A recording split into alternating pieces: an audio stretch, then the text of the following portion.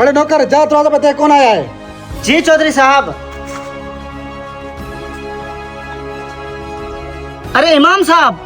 जी इमाम साहब कैसे आना हुआ? बेटा चौधरी साहब डेरे पर हैं। जी जी इमाम साहब, चौधरी साहब तो डेरे पे हैं। आप खैरियत से आए हैं? जी बेटा मैं खैरियत से आया हूँ, उनसे थोड़ा सा काम है। चलो ठीक है, आए इमाम साहब।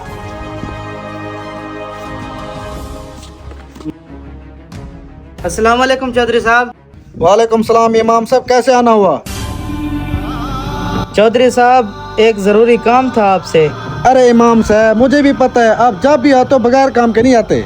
चौधरी साहब मेरा बेटा बीमार है और इस महीने का बिल भी ज्यादा आया हुआ है, मेहरबानी करके मेरी तनख्वाह बढ़ा दें। तुम क्या यहाँ पे तकरीरें सुन रहे हो? इधर आओ, दबाओ मुझे। जी इमाम साहब फिर मैं क्या करूँ? चौधरी साहब आप इस बस्ती के बड़े हैं और आप ही ने मुझे मस्जिद की इमामत के लिए रखा हुआ है। अब जो मुश्किल मुझ पर आएगी मैं तो आपके पास ही आऊँगा ना।